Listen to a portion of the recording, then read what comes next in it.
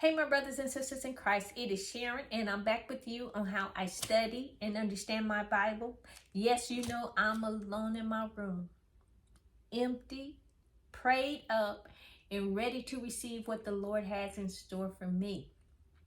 Now, you know, all the chaos and the drama, all that stuff, worldly things is outside the door. They don't get to come in here.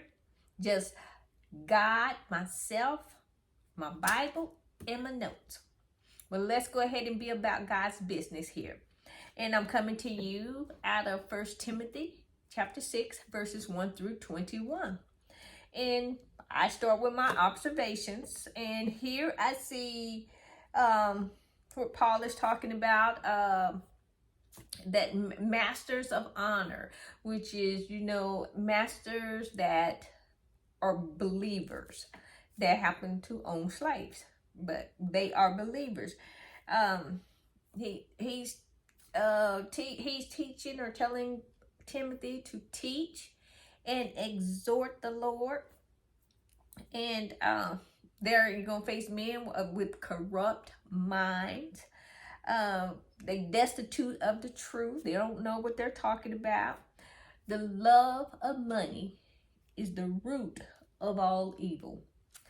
And he said, pursue righteousness here, godliness, and faith. Fight the good fight of faith. Trust in the living God. Well, that's just a few of the observations that I have here. And so going ahead and getting started here, verses 1 through 2, he's talking to Timothy about masters that are believers that own slaves. And he was just telling them that tell the slaves, the slave Christian, to regard their masters as worthy of some honor, you know, because their masters are also believers. And when I use the word slave, it's not like the American history slaves, the African slaves of America. Back then, those slaves were to indentured servants. You have to work to pay off a debt. You know, I mean, they had slaves and stuff too, but not as we would think, what we were taught slaves were. But moving on along here, he was saying, Paul was making it clear that there was a deeper significance in relationships in between two believers that are brethren. You know, they are on one accord. So you got a closer, a deeper relationship there. And verses 3 through 10, he goes on and he's talking about the false teachers. In verse 3 here, he says, if anyone teaches otherwise and does not consent to the wholesome words, even the words of our Lord Jesus Christ, and to the doctrine which accords with godliness, he is proud, knowing nothing, but is obsessed with dispute and arguments over words, from which come envy, strife, reviling, and evil suspicions. You know, and that's what you would get from the false teachers. False teachers always stir up strife, disputes, controversy, you know, because they are not going along with what the doctrine that Paul and the other disciples in Jesus Christ, what they taught there. And so he was just saying that the false teachers here, he's giving a description of them, and they got attitudes, number one. And number two, next, the fruits of their ministry is chaos, corruption, and their motivation. There is always a motivation, and it's always selfishness, you know, to elevate themselves up, or behind the scenes money, you know, that is always will motivate somebody.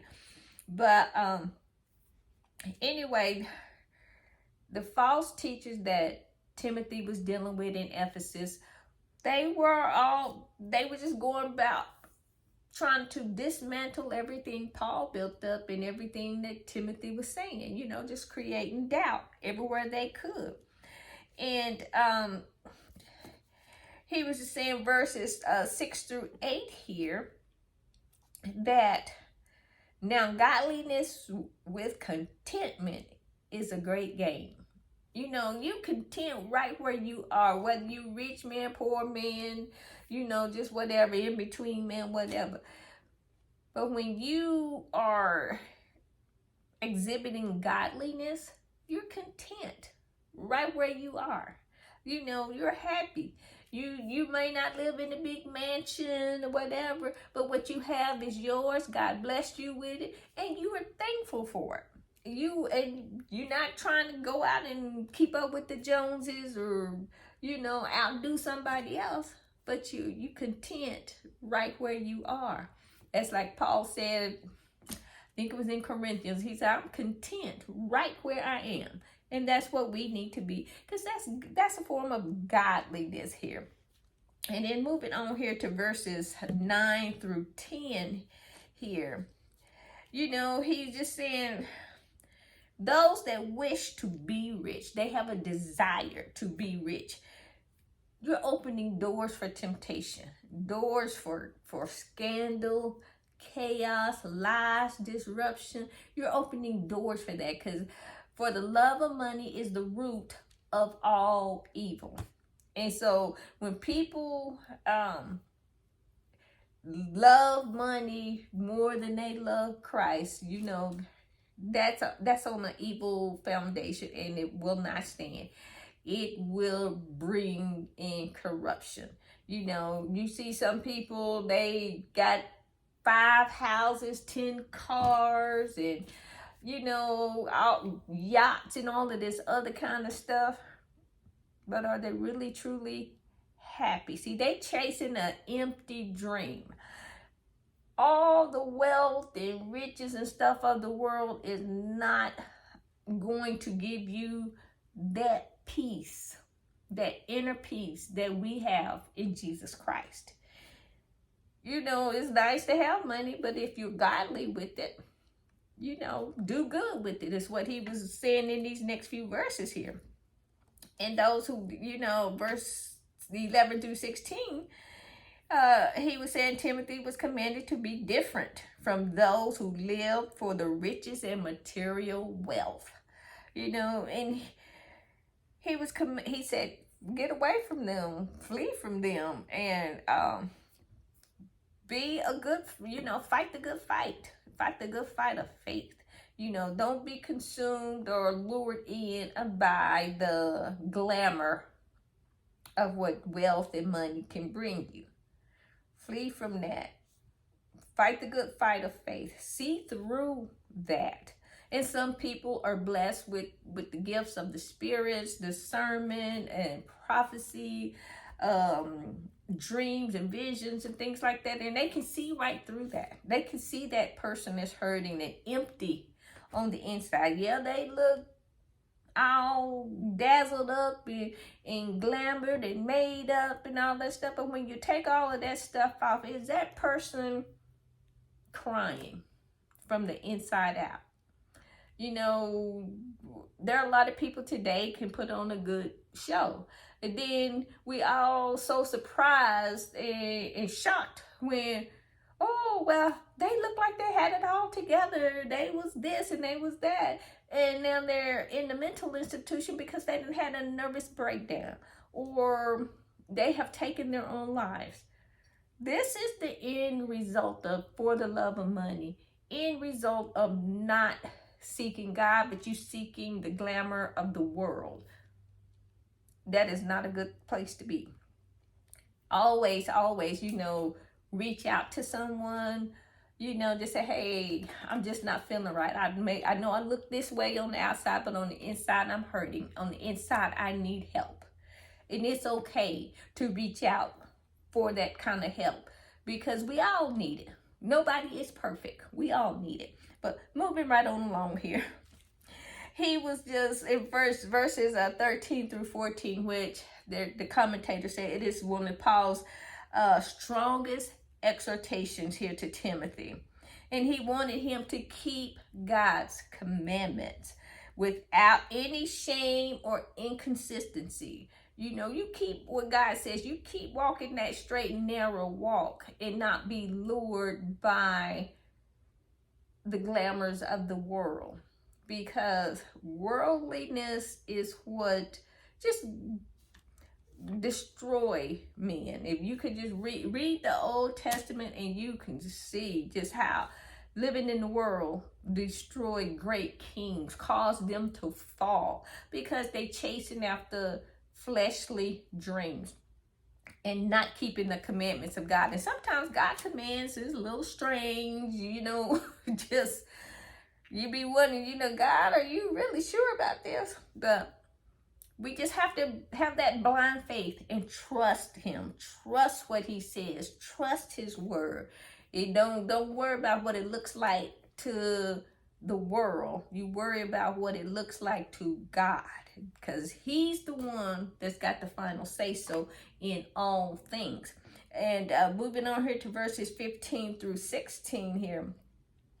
You know, God, he's just saying God will send Jesus back in his own perfect will, on perfect timing.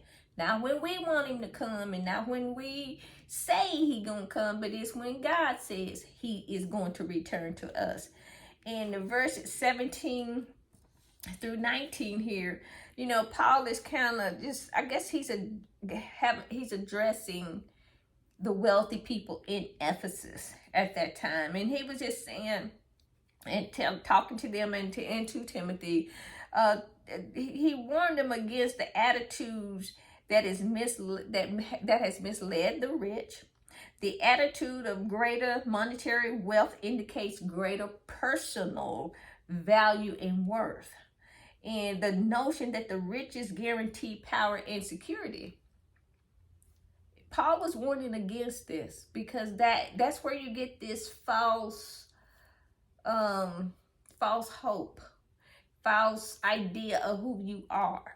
Then there's nothing wrong with being wealthy, nothing at all, because he goes on to say, for those that are wealthy, do good with your wealth, help people, you know, donate to churches, to charities, help people. You don't have to brag about what you do. You can, don't let the right hand know what the left hand is doing. Just go ahead and you bless them with something monetary or some wisdom or knowledge that you have. Share that with the others. Don't, you know, there you have some wealthy people here, they won't give you a slice of bread. They won't give you a dime, because they have the attitude, well, I worked hard for my money and I'm not giving it away. You can get up and work for it yourself. That's not the attitude to have. You have a godly attitude. Help others. That's why we are here. That is Christ's commandment. Love your brothers as I have loved you. And that, you know, that's what he is wanting us to do. And in conclusion here, Paul just goes a summary to Timothy, his exhortation, and urging him to avoid going astray, avoid being lured in by the lies of the false teachers. And the primary theme in personal perseverance in the errors of the opponents. Pay attention to that stuff. Basically, he's saying, keep your eyes on Christ. Stay in that straight and narrow road and stay in your lane where God has placed you. Well, this will end my Bible study for 1 Timothy chapter 6. As always, I've enjoyed the study and sharing the word with you, and I pray that it was a blessing to you. You be blessed and be safe. Remember to hit the like and the subscribe button. Have a blessed and wonderful day. Bye.